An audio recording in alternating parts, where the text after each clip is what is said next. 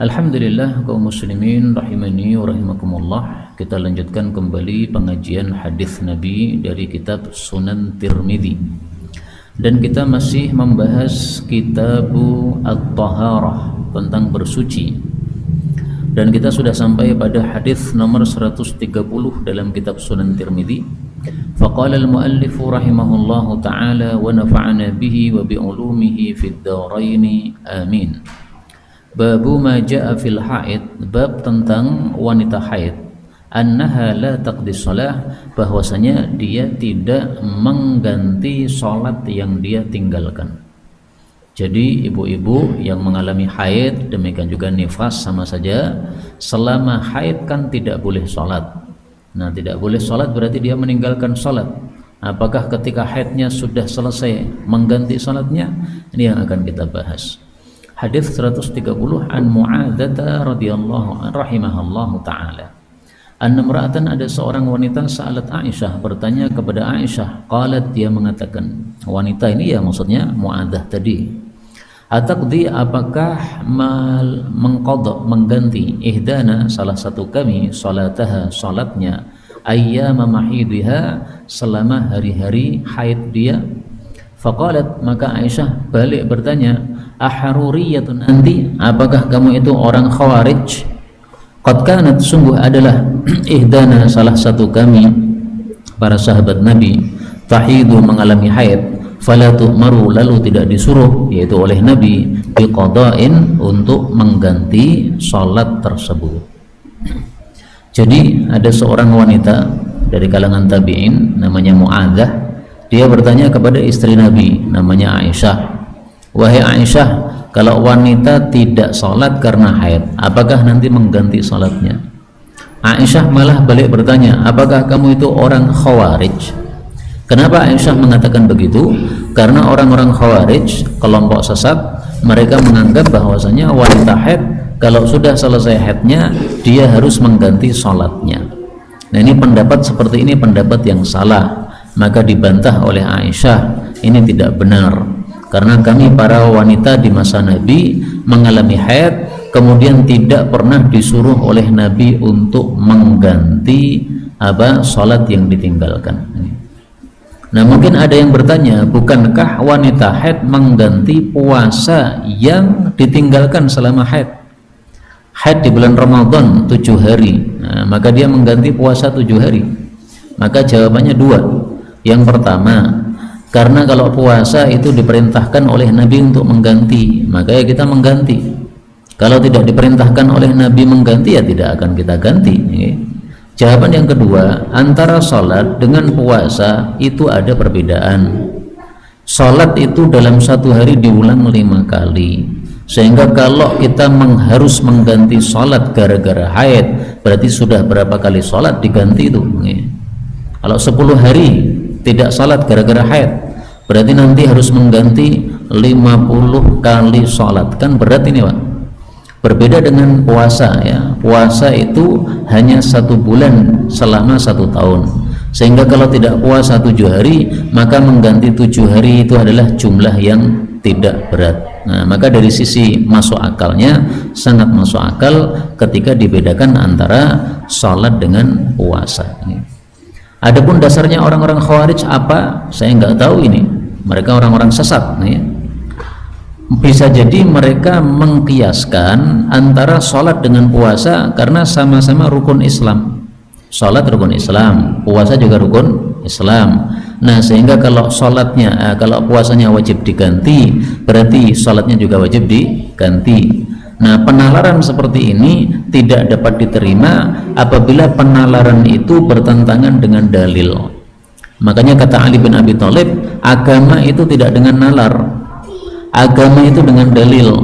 Bagaimana perintah Nabi, perintah Allah, itu yang kita lakukan. Mau sesuai nalar kita atau tidak sesuai nalar kita bukan urusan, ya, karena kita hanya disuruh untuk tunduk atau patuh kepada Allah Subhanahu wa ta'ala. Nah, di sini orang-orang khawarij disebut haruriyah. Kenapa? Karena orang-orang khawarij, kelompok sesat ini, munculnya pertama kali di satu kota namanya kota Harura di Kufah. Nah, sehingga orang-orang khawarij kemudian disebut Haruriyah, orang-orang dari desa atau dari kota Harura yang ada di Kufah tadi.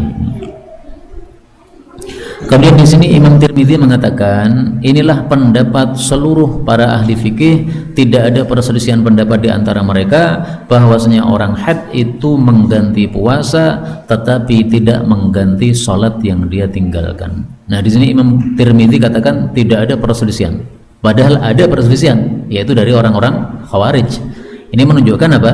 Bahwa pendapat-pendapat ahli bid'ah yang bertentangan dengan kesepakatan ahli sunnah itu dianggap pendapat itu tidak ada sama sekali. Contoh yang lain, misalnya dalam kasus kawin kontrak, sepakat ahlu sunnah atau jumhur ahlu sunnah bahwasanya kawin kontrak hukumnya haram. Nah, orang-orang Syiah di Iran, mereka membolehkan kawin kontrak. Nah, ini pendapat membolehkan ini kita anggap seolah-olah nggak ada. Sehingga kalau kita ditanya apa hukum kawin kontrak, kita jawab sepakat jumhur ulama bahwa kawin kontrak hukumnya apa? Haram. Adapun orang-orang Syiah membolehkan, itu pendapatnya dianggap seolah-olah tidak ada karena itu adalah pendapatnya ahli bid'ah. Berikutnya babu ma jaa fil junub wal haid, tentang orang junub dan wanita haid, annahuma la yaqra'anil Qur'an, bahwa keduanya tidak boleh membaca Al-Qur'an. Apakah ada dalilnya? Ada, tapi hadisnya dhaif. Karena di dalam sanadnya ada rawi bernama Ismail bin Ayyash. Meriwayatkan dari Ibnu Umar bahwasanya Nabi SAW bersabda, la taqra'il haid, wanita haid tidak boleh membaca, walal junub, laki-laki haid, laki-laki junub, demikian juga perempuan junub tidak boleh membaca syai'an minal Qur'an, sedikit pun dari Qur'an. Sedikit pun berarti sebagian ayat nggak boleh, satu ayat juga nggak boleh, apalagi satu surat tidak boleh. Tapi hadis ini derajatnya apa? Dhaif.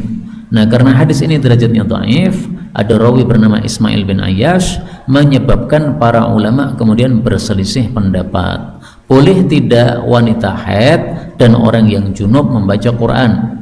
Imam Tirmidzi di sini menyebutkan pendapat aktsar, mayoritas para ulama berpendapat, termasuk diantaranya Imam Syafi'i dan Imam Ahmad, bahwasanya wanita haid, orang junub tidak boleh membaca sedikit pun Quran, illa tarafal ayah, kecuali kalau ujungnya ayat nggak apa-apa, wal harfa, dan satu kata dari Quran nggak apa-apa. Dan mereka memperbolehkan orang junub dan haid untuk bertasbih dan bertahlil dan zikir-zikir yang lain selain Al-Quran. Ini pendapat yang pertama. Pendapat yang kedua, kata Imam Tirmidzi, saya mendengar guru saya Muhammad bin Ismail, yaitu Imam Bukhari, mengatakan sesungguhnya perawi hadis ini namanya Ismail bin Ayyash, meriwayatkan dari ahli Hijaz dan orang Irak hadis-hadis yang mungkar.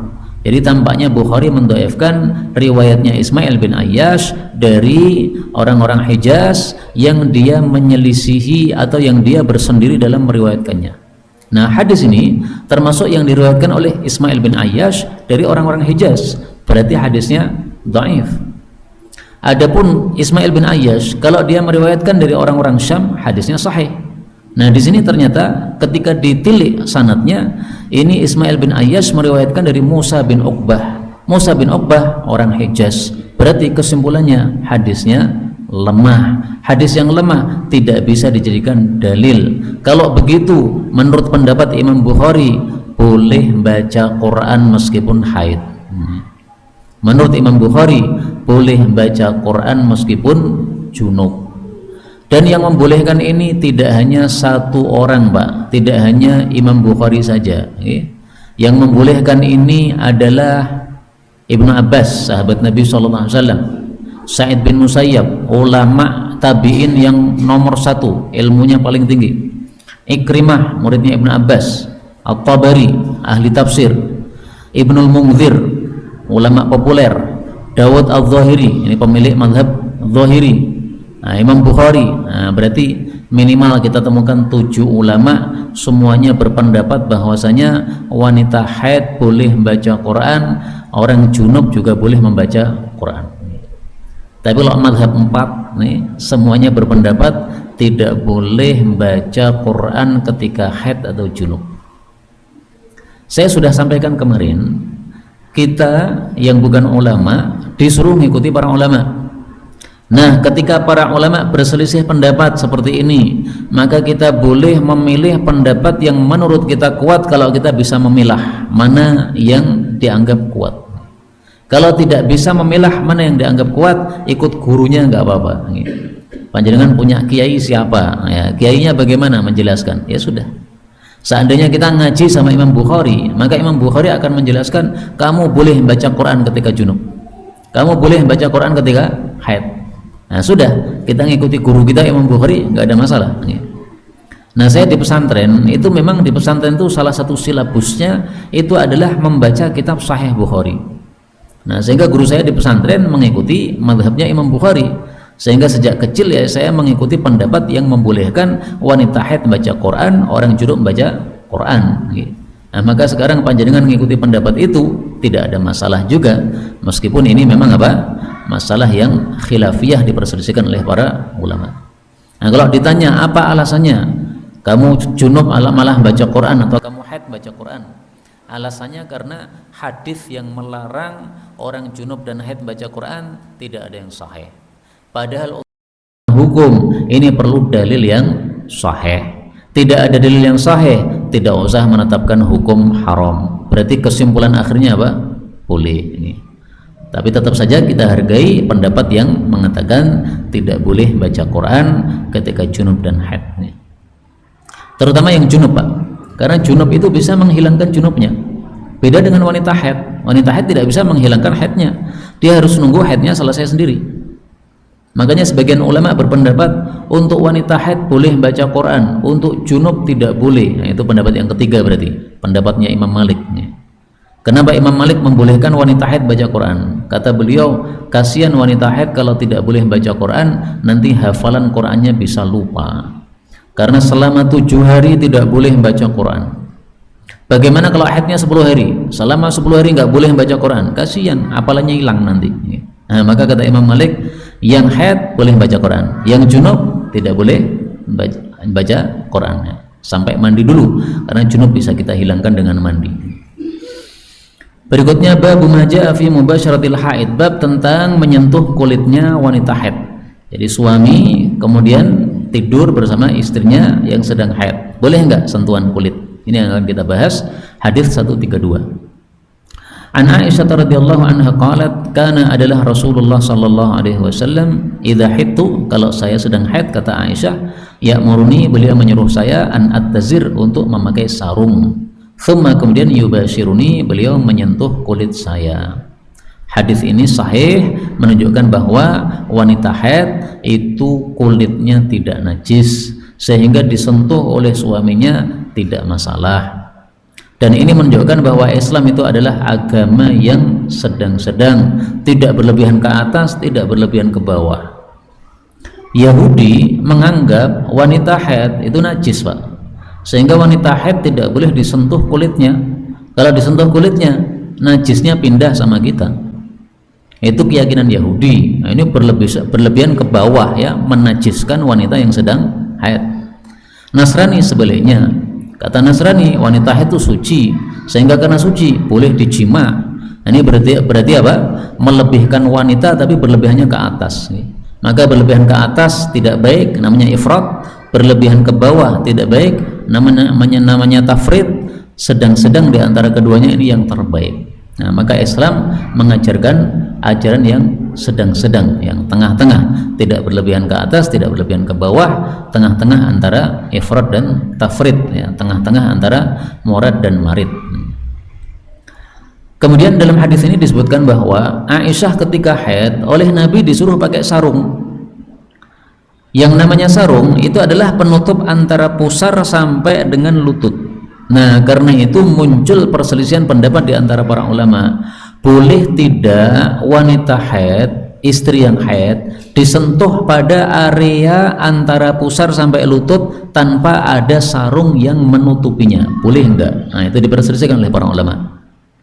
Mayoritas para ulama mengatakan tidak boleh disentuh. Menyelisih mereka Imam Ahmad bin Hanbal, kata beliau boleh disentuh, karena di sini hanya perbuatan Nabi, bukan Nabi melarang. Nabi tidak melarang jangan sentuh antara pusar dengan lutut, tapi prakteknya beliau istrinya disuruh pakai sarung, nah terus menyentuhnya area selain itu, okay? area selain antara pusar dengan lutut. Ini bukan larangan dari Nabi SAW, sehingga kata Imam Ahmad bin Hanbal boleh menyentuh area tersebut. Tapi ringkasnya gini Pak, dua pendapat ini bisa kita kompromikan. Kalau ada orang yang tidak merasa aman sehingga kalau dia menyentuh area tersebut dari istri yang sedang haid tidak aman, akhirnya kalah oleh syahwatnya sehingga melakukan hubungan intim sampai masuk, maka orang seperti itu tidak boleh menyentuh karena nanti dia akan kebablasan. Tapi orang yang bisa menahan nafsunya sehingga kalau dia menyentuh area tersebut tidak menyebabkan dia akan mengumpuli istrinya, tidak akan jima, maka diperbolehkan. Nah, sehingga dua pendapat ini sama-sama bisa kita terapkan ya untuk dua orang yang berbeda. Yang syahwatnya besar, pakai pendapat mayoritas para ulama, jangan sentuh. Yang syahwatnya sedang atau ringan, maka dia bisa pakai pendapat Imam Ahmad, boleh menyentuh. Maka di sini Imam Tirmidzi rahimahullah taala menyampaikan penjelasan para ulama, yaitu beliau katakan ini adalah pendapatnya Imam Syafi'i bahwasanya boleh menyentuh wanita yang sedang haid, yaitu tidak najis. Demikian juga Imam Ahmad mengatakan begitu, boleh menyentuh wanita haid yaitu kulitnya tidak najis. Bab berikutnya bab maja fi muakalatil haid, bab tentang makan bersama wanita haid wa su'riha, dan sisa minuman wanita haid apakah najis ataukah tidak, itu maksudnya. 133. An Abdullah bin Sa'd radhiyallahu anhu qala sa'altu, aku bertanya kepada an-nabiy sallallahu alaihi wasallam an muakalatil haid, tentang ngajak makan wanita atau istri yang sedang haid. Faqala, Nabi mengatakan wakilha, silahkan makan bersama dia. Nah, berarti tidak najis wanita yang haid itu, dan ini tidak ada perselisihan pendapat di antara para ulama rahimahumullahu taala. Adapun sisa wudunya, maka kata Imam Tirmidzi para ulama berselisih pendapat tentang sisa wudu wanita haid. Jadi ada wanita haid wudu, kemudian di dalam ember masih ada sisa air, boleh enggak kita pakai? Pendapat sebagian ulama membolehkan, pendapat sebagian ulama memakruhkan, ya. Tapi sebenarnya tidak ada dalil yang sangat jelas dari Nabi SAW untuk memakruhkan sisa air wanita yang haid, dan haidnya tidak akan pindah ke air tersebut. Badannya orang haid kan suci, nah ketika tangannya nyemplung ke dalam ember tadi, kemudian dia berwudu darinya, sisanya ya suci dong, tangannya saja kan suci kan, nah, maka berarti sisa airnya juga suci. Berikutnya bab maja fil haid, tentang wanita haid tatanawalu syai', mengambil sesuatu minal masjid, dari masjid. Hadits 134. Qalat Aisyah, berkata Aisyah, qala li Rasulullah sallallahu alaihi wasallam, Rasulullah bersabda, nawilini, berikan kepada saya al-khumrata, sajadah kecil, minal masjid, dari masjid. Maka Aisyah mengatakan, saya berkata inni haid, saya sedang haid. Maka Rasulullah menjawab, inna haidataki, sesungguhnya haidmu itu laisat fi yadiki, tidak ada pada tanganmu. Hadis ini menunjukkan bahwa wanita haid boleh untuk masuk ke masjid mengambil sesuatu yang ada di masjid, dan ini tidak ada perselisihan di antara para ulama insyaallah taala, sehingga Imam Tirmidzi di sini tidak menyebutkan adanya perselisihan pendapat. Bahkan beliau mengatakan la na'lamu bainahum ikhtilafan, tidak kami ketahui ada perselisihan pendapat bahwasanya wanita haid boleh mengambil sesuatu dari masjid. Adapun yang diperselisihkan apa? Wanita haid tinggal di masjid. Kalau cuma ngambil sesuatu kemudian keluar lagi, nggak ada perselisihan. Tapi kalau sampai tinggal di masjid, duduk di masjid seperti sekarang ini, ikut pengajian di dalam masjid, boleh atau tidak? Nah, ini diperselisihkan oleh para ulama. Mayoritas para ulama berpendapat wanita haid tidak boleh tinggal di masjid, sama juga orang junub tidak boleh tinggal di masjid. Tapi sejujurnya semua hadis yang melarang wanita haid untuk tinggal di masjid itu tidak ada yang sahihun sharih, yang sahih dan tegas itu nggak ada. Kalau hadisnya sahih pasti nggak tegas. Kalau hadisnya tegas melarang, pasti tidak sahih. Maka karena itu sebagian kecil ulama berpendapat wanita haid boleh tinggal di masjid, dan ini adalah pendapat yang dipilih oleh guru kami Syekh Mustafa Al-Adawi dari Mesir. Beliau berpendapat tidak apa-apa wanita haid tinggal di masjid untuk pengajian dan sebagainya, gak ada masalah. Yang penting syaratnya satu saja, betul-betul yakin darah haidnya tidak nempel di masjid. Tapi kalau dia khawatir darah haidnya netes di masjid, nah baru nggak boleh. Nah kalau zaman dulu kan memang belum ada softtek, sehingga dikhawatirkan wanita haid darahnya nempel di lantai masjid. Tapi sekarang sudah banyak yang dibutuhkan oleh wanita yang rapat, sehingga ketika dipasangkan pada bagian darah haidnya sudah aman, tidak ada darah yang tercecer, maka boleh mengikuti pendapat ini, masuk masjid, tinggal di masjid dalam rangka untuk pengajian dan sebagainya diperlukan, tidak ada masalah insyaallah taala. Kalau pengen aman ya boleh saja ibu-ibu yang mengalami haid kemudian ingin ikut pengajian di masjid, duduknya di teras masjid. Yang penting suaranya masih kedengaran kan? Nah, maka nggak ada masalah duduk di teras masjid yang tidak dipakai untuk sholat jamaah. Tapi seandainya teras masjid panas atau terkena hujan, kemudian masuk masjid, duduk di masjid, tidak ada masalah insyaallah taala, selama tidak ada darah yang keluar tadinya. Berikutnya bab ma jaa fi karahiyati ityanil haid, bab makruhnya mengumpuli wanita haid. Yang dimaksud makruh oleh Imam Tirmidzi di sini maksudnya haram. Jadi tolong dicatat, kata-kata makruh yang disebutkan dalam Sunan Tirmidzi itu kadang-kadang maksudnya bukan makruh tapi maksudnya haram. Kenapa? Karena istilah makruh dengan makna makruh yaitu tidak haram untuk dilakukan tetapi hanya kurang baik saja untuk dilakukan, itu istilah ulama-ulama baru, ulama-ulama belakangan. Tapi kalau ulama-ulama dulu ya, sahabat Nabi, tabi'in, tabi'ut tabi'in, demikian juga di generasinya Imam Tirmidzi, ini mereka menggunakan kata-kata makruh untuk makna haram kadang-kadang, bahkan sering ya mereka gunakan kata-kata makruh dengan makna haram, termasuk di sini. Maka di sini beliau mengatakan makruhnya mengumpuli wanita haid, maksudnya apa? Haram mengumpuli wanita haid. Karena dalil menunjukkan haram. Hadisnya 135. An Abi Hurairah an Nabi sallallahu alaihi wasallam qala, man ata haidan, siapa yang mengumpuli wanita haid, aw imra'atan fi dubriha, atau mengumpuli istri dimasukkan pada duburnya, au kahinan, atau mendatangi dukun, faqad kafara, berarti dia sudah kafir, bima unzila ala Muhammad, dengan sesuatu yang diturunkan kepada Nabi Muhammad sallallahu alaihi wasallam, yaitu dengan Quran. Mendatangi wanita haid, kafir dengan Quran, berarti apa? Haram. Kalau hanya makruh saja tidak akan disebut dengan istilah kafir. Istilah kafir ini menunjukkan sesuatu yang berat. Meskipun kafir yang dimaksud di sini bukan kafir murtad. Istilahnya para ulama adalah kafir kecil.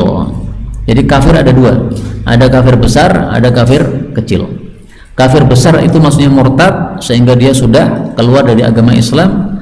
Kalau mati tidak disolatkan, kalau masuk di alam akhirat kekal di neraka. Kafir yang kedua kafir kecil. Kafir kecil itu maksudnya dosa besar. Nah, kafir kecil atau dosa besar tidak menyebabkan murtad. Kalau mati masih disolatkan.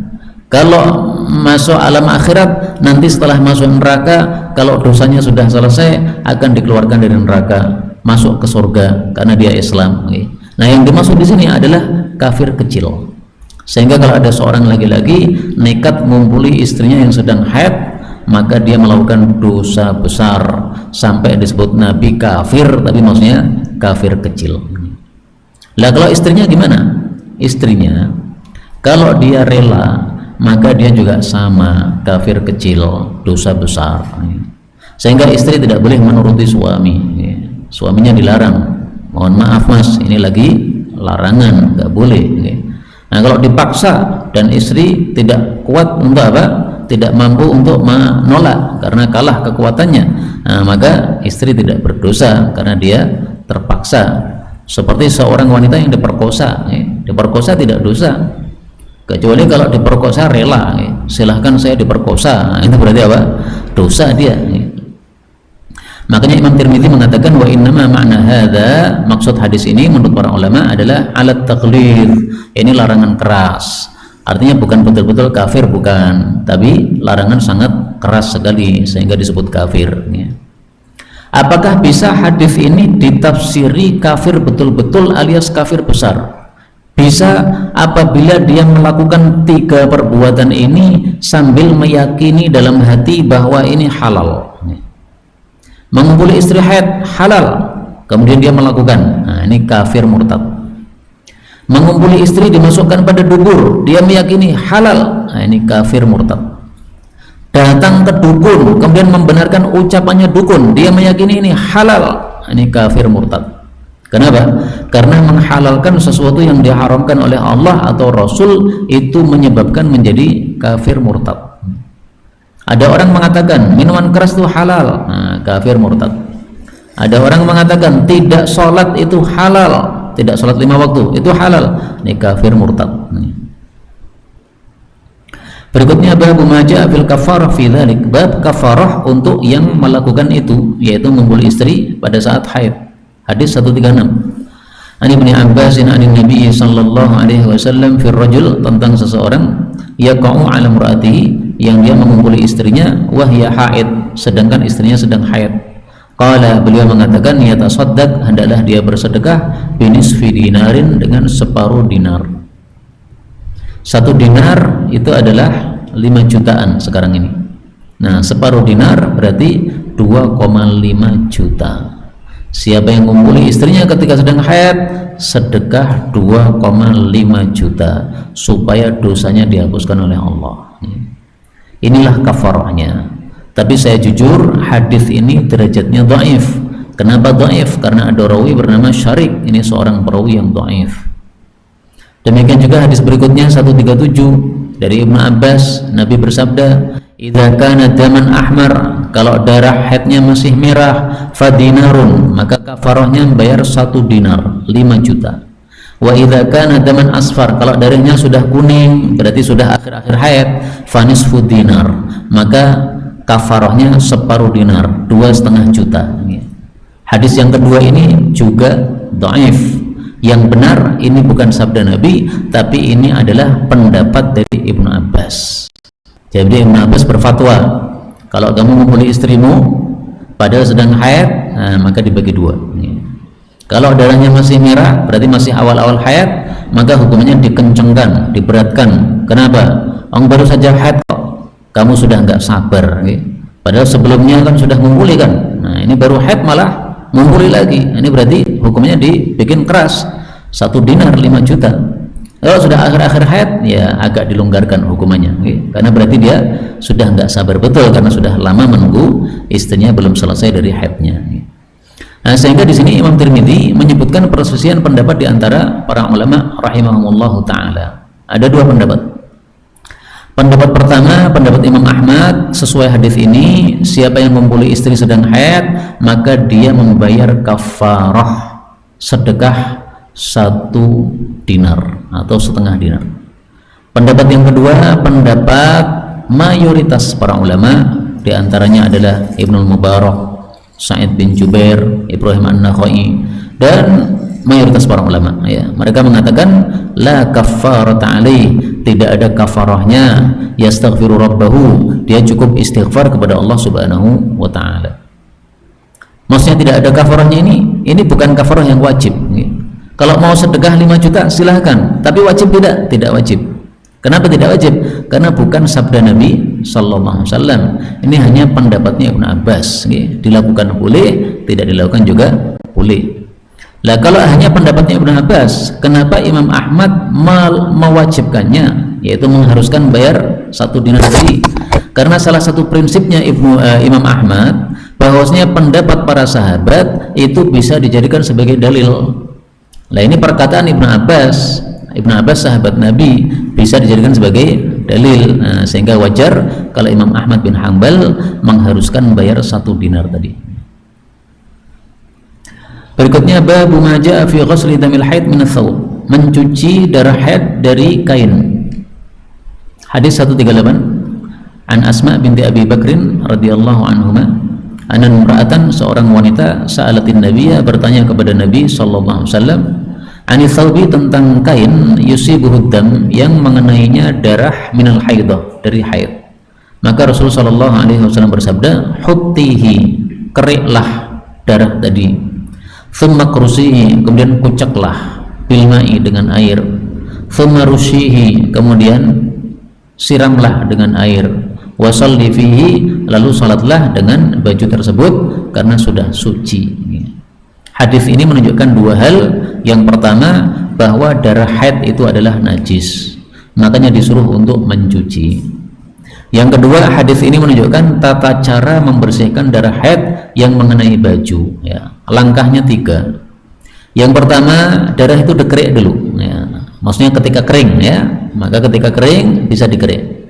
Yang dimaksud dikerik ini adalah dihilangkan zatnya, ya. Jadi sebelum dicuci dihilangkan dulu zatnya dengan cara dikerik. Setelah itu langkah yang kedua, dikucek dengan air. Nah, fungsi ngucek ini adalah menghilangkan darah haid yang merembes masuk di dalam pori-porinya kain, karena kain kan ada pori-porinya itu, ya. Kemudian yang ketiga adalah dicuci dengan air. Kalau sudah begitu sudah suci. Di sini tidak disebutkan sabun, Pak. Padahal di masa Nabi sudah ada bahan seperti sabun, yaitu apa? Daun bidara. Fungsinya sama dengan sabun, yaitu untuk membersihkan. Nah, di sini tidak disebutkan sabun, sehingga tidak harus mencuci kain yang terkena darah haid dengan sabun. Pakai sabun boleh, tidak pakai sabun juga diperbolehkan, nggak ada masalah. Yang penting sudah lenyap zatnya darah tersebut. Bagaimana kalau masih ada sisa warna? Sisa warna dimaafkan, karena dalam hadis yang lain disebutkan wala yadurruki atharuhu. Adapun bekasnya atau sisanya tidak ada masalah, ya. Athar bukan sisa, ya, lebih tepatnya apa? Bekasnya, ya. Bekasnya itu warna kemerah-merahan masih ada pada kain yang putih. Ini dimaafkan oleh Rasulullah sallallahu alaihi wasallam.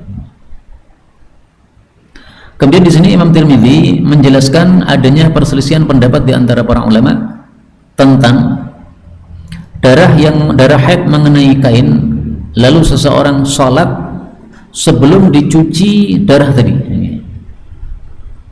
Jadi dia sholat pakai baju, selesai sholat dia baru sadar, loh ini bajunya ada darah haidnya, belum saya cuci ini. Apakah sholatnya batal ataukah tidak? Nah, di sini terjadi perselisihan pendapat para ulama. Pendapat yang pertama mengatakan kalau darah yang mengenai kain tadi sekitar 1 dirham, uang 1 dirham, uang 1 dirham seberapa saya juga nggak tahu karena kita pakainya rupiah. Tapi intinya ini pendapat pertama mengatakan kalau sebesar 1 dirham belum dicuci maka dia harus mengulangi sholatnya. Pendapat yang kedua, apabila darahnya itu lebih banyak dari 1 dirham maka baru wajib untuk mengulangi sholatnya. Tapi kalau 1 dirham atau kurang maka tidak wajib untuk mengulangi sholatnya. Pendapat yang ketiga, tidak wajib sama sekali meskipun darahnya banyak, 1 dirham atau lebih tidak ada masalah. Dan ini pendapatnya Imam Ahmad bin Hanbal.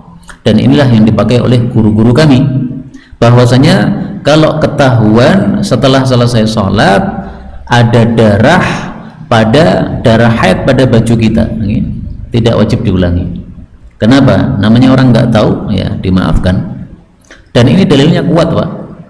Rasulullah SAW pernah melakukan sholat, tiba-tiba di tengah-tengah sholat itu beliau lemparkan sandalnya. Zaman dulu sholat itu pakai sandal karena masjidnya masih tanah. Nah, begitu selesai sholat beliau memberitahu kepada para sahabat-sahabat, tadi saya sholat pakai sandal, kemudian saya lempar sandal saya itu karena Jibril datang memberikan wahyu kepada saya bahwa di sandal saya itu ada tainya.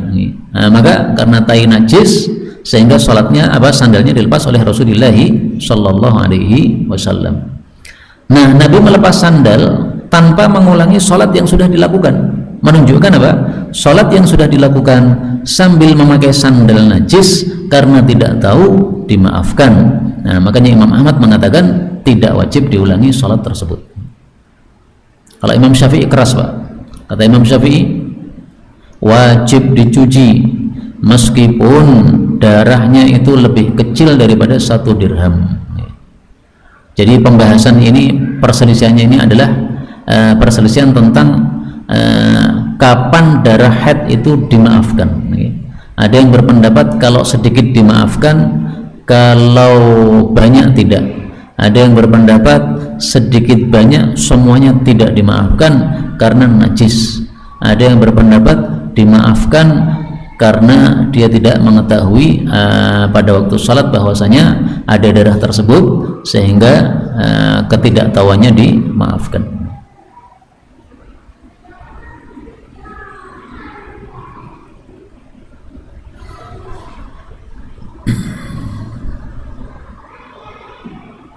Sampai di sini saya cukupkan pembahasan, karena bab berikutnya itu bab tentang nifas. Ini sudah tidak pembahasan tentang haid lagi. Maka sisa waktu kalau masih ada, kita buka untuk soal jawab, baik yang berkaitan dengan tema maupun secara bebas.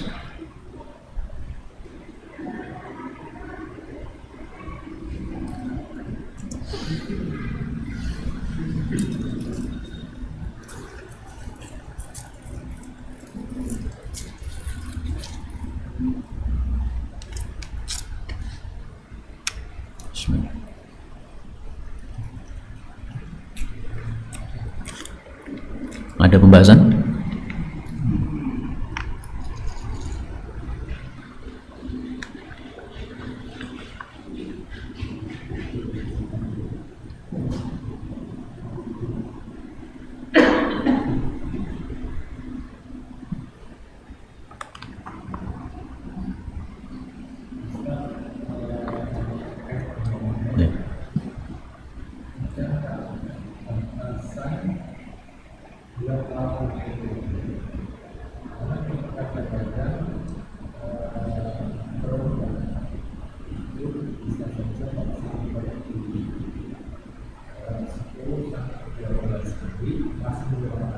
Ya.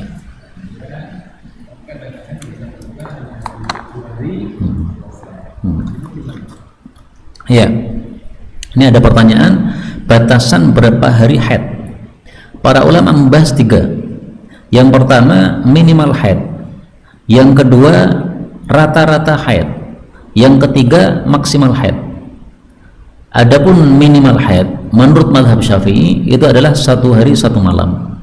Sehingga kalau keluar darah tidak sampai 1 hari 1 malam, nggak sampai 24 jam, itu dipastikan bukan darah haid, tapi itu darah rusak. Kemudian rata-rata haid itu adalah 7 hari atau 6 hari, tergantung kebiasaan seseorang. Ada yang 6 hari, ada yang 7 hari. Nah, silahkan tanya istrinya masing-masing, biasanya 6 atau 7, karena Rasulullah mengatakan sittah au sab'ah, ada yang 6, ada yang 7. Kemudian yang ketiga tentang maksimal haid. Maksimal haid itu adalah menurut mazhab Syafi'i 15 hari. Nah, sehingga kalau ada darah keluar sampai 16 hari, maka dipastikan hari yang ke-16 itu darah rusak. Demikian mazhab Syafi'i, Pak. Nah, silahkan kita pakai mazhab Syafi'i saja, lebih mudah, karena kita orang Indonesia dan mazhab yang tersebar di Indonesia adalah mazhab Syafi'i. Mazhab yang lain banyak perselisihan pendapat ini, gara-gara apa? Rasulullah tidak pernah menjelaskan secara rinci haid itu minimal berapa, maksimal berapa, akhirnya muncul perselisihan pendapat. Nah, untuk mazhab Syafi'i gampang ingatnya, ya. Minimalnya sehari semalam, maksimalnya 15 hari, normalnya 6 sampai 7 hari. Ada lagi?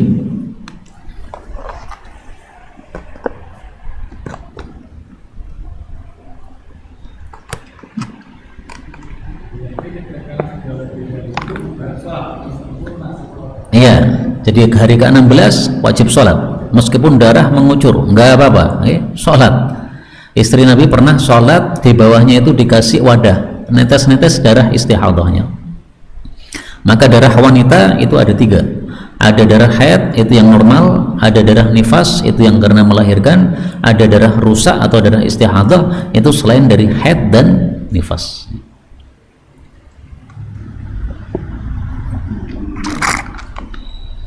Belum pernah ngalami, Pak, makanya muncul pertanyaan. Kalau sudah ngalami Ya, suami ini harus paham. Ya. Ya. Ya betul, ya. Bapak-bapak harus paham karena anak-anaknya mengalami. Kalau anaknya nggak paham, bapaknya nggak paham, bingung kabeh. Nah, sehingga bapaknya harus paham. Itulah yang dimaksud dalam Quran, qu anfusakum wa ahlikum naro. Jagalah dirimu dan keluargamu dari neraka. Itu maksudnya gimana? Ajari anak-anak kita supaya paham hukum Islam. Ya, maka pertanyaan seperti ini sangat penting untuk bapak-bapak. Ya. Wallahu a'lam bishawab. Alhamdulillahirabbil alamin. Subhanakallahumma rabbana bihamdika asyhadu an la ilaha illa anta astaghfiruka wa atubu ilaik.